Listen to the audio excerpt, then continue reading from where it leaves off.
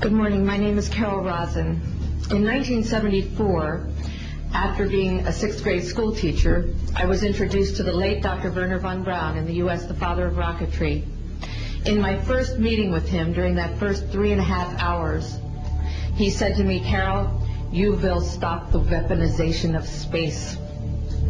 And I said, teachers don't stop until June. He said, "No, you have to understand, this is February.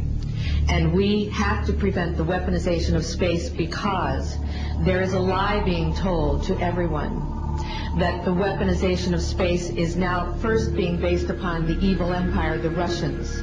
There are many enemies," he said, "against whom we're going to build this space-based weapon system. The first of whom was the Russians, which was existing at that time. Then there would be terrorists. Then there would be third world countries. Now we call them rogue nations or nations of concern. Then there would be asteroids." And then he would repeat to me over and over, and the last card would be the extraterrestrial threat. There is a lie being told to everyone.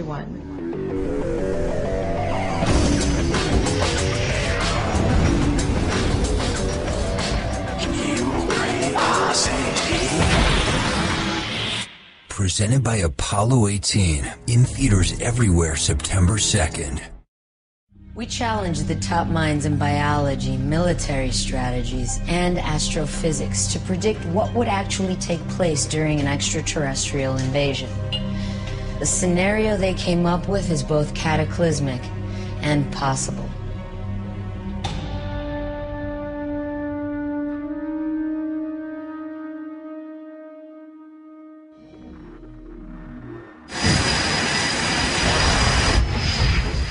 Most people still hold the view that an alien invasion would be traditional invasion, shooting down fighter jets and buildings with the ray guns, but it's probably much more sophisticated than that.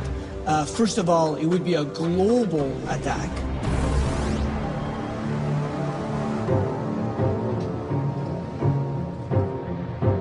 When you invade a planet, you're not going to be invading the US or Russia or Japan, because to aliens we seem like ants. We're all alike. What is much more practical is to launch a global invasion.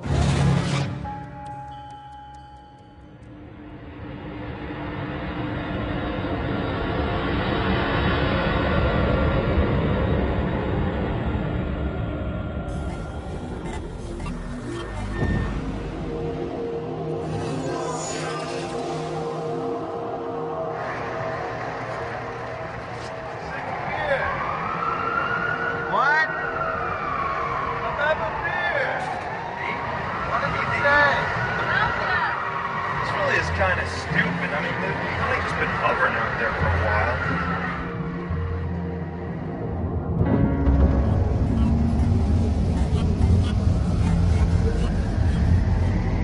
But remember, the aliens probably don't want to take out the entire planet and everything living on it.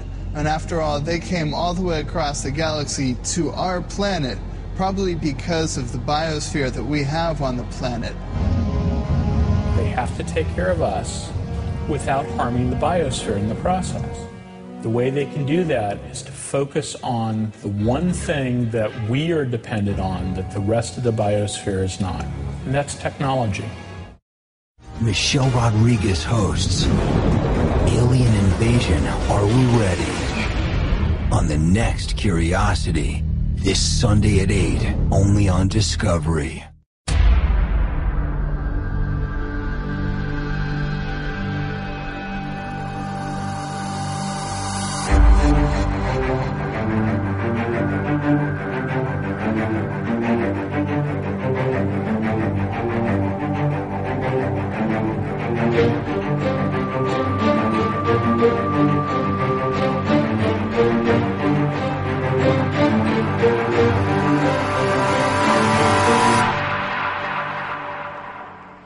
A great deal. I mean, if we discovered that space aliens were planning to attack, and we needed a massive buildup to counter the space alien threat, and really inflation and budget deficits took secondary place to that, this slump would be over in 18 months. And the Vatican. Just finishing up the Vatican now, a 5-day conference on aliens. Father Jonathan Morris, Fox News contributor, back with us. Father, good morning to you. Did the Vatican find alien life? You know what? It's sensationalistic as that question sounds. It's really not that far off from what we've seen in the news over these last days. The pictures of what might have been Pope Benedict standing on the roof of the Sistine Chapel looking for UFOs. That's the type of images that this news conjures up. What is exceptional is that the Vatican was taking very seriously what science might tell us about the possibility of extraterrestrial intelligent life forms. That's what the conference was about. I can't tell you that the Vatican found any alien life. I don't think that's what they were looking for, but they were taking very seriously the issue. You know the history, just like we do. I mean, they've come a long way since Galileo 400 or 500 years ago. Well, what do you think it says about the church, and it's actually looking at this issue? Well, a great question, Bill. What it says is that although there have been some inglorious moments of relationship of faith and science, the Vatican, and not just Catholics, Christians in general, they brought 30 of the best scientists, the astrobiologists, of the cosmologists, of the astronomers, to tell the philosophers and theologians what they already know about the possibility of something that could happen. Now, what they're trying to do is get out of the story, get out ahead and say, what if we were to find life outside of this planet? What does that tell us about the doctrine of original sin, of Adam and Eve? And their point here is that we have to allow science to lead us in what is their field, without going into it with ideology saying we know that God doesn't exist. I think that's a great point. Now, you as a Roman Catholic priest, you're open to science, is what you're saying, correct? Without a doubt, not only open, Bill, we have to respect science in its own field. When we attacked your planet, all your soldiers and all their advanced technology, you only put up a measly 9-minute fight, which is why man is an endangered species. A crisis of leadership. We've been talking about this all week. But what if there was some sort of outer space crisis? An alien invasion sounds crazy, perhaps, but then who thought we'd ever see the stock market swing 5% a day all week long? So maybe it's not as far-fetched as it sounds. If aliens invaded, who would step up to lead us in that fight, and could we even win?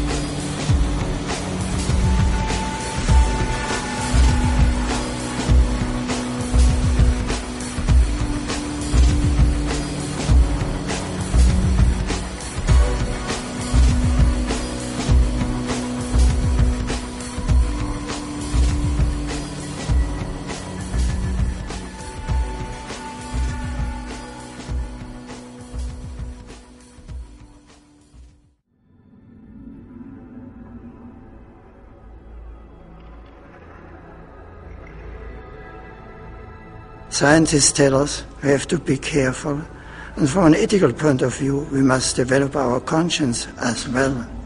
From your extraordinary observation point, how do you see the situation on Earth? Do you see signs or phenomena to which we need to be more attentive? On the one hand, we could see how indescribably beautiful the planet that we have been given is, but on the other hand, we can really clearly see how fragile it is. Just the atmosphere, for instance. The atmosphere, when viewed from space, is paper thin. And to think that this paper thin layer is all that separates every living thing from the vacuum of space and all that protects us is really a sobering thought. In the midst of your intense work and research, do you ever stop and reflect like this? Perhaps even to say a prayer to the creature? Or will it be easier for you to think about these things once you have returned to Earth? I do pray for me, for our families, for our future. I took with me the coin, and I allowed this coin to float in front of me to demonstrate microgravity. I shall thank you very much for this opportunity, and I would like to allow this coin to float to my friend and colleague Paolo. He will make return on Earth on the Soyuz. I brought it with me to space, and it will take down on Earth to then give back to you. I will continue to follow you in my thoughts and prayers, and I willingly impart my apostolic blessing.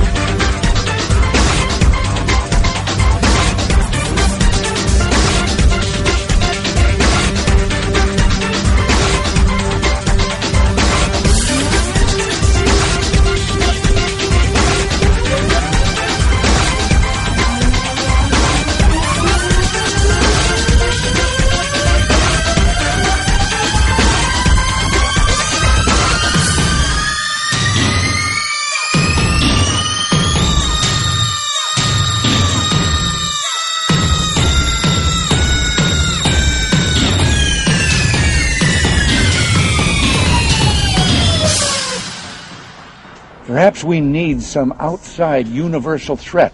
I occasionally think how quickly our differences worldwide would vanish if we were facing an alien threat from outside this world.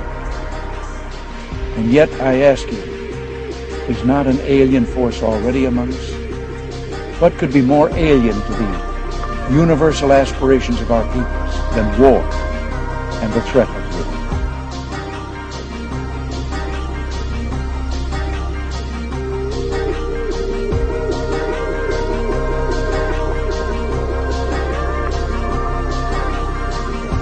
You have to let it all go. Fear, doubt, disbelief.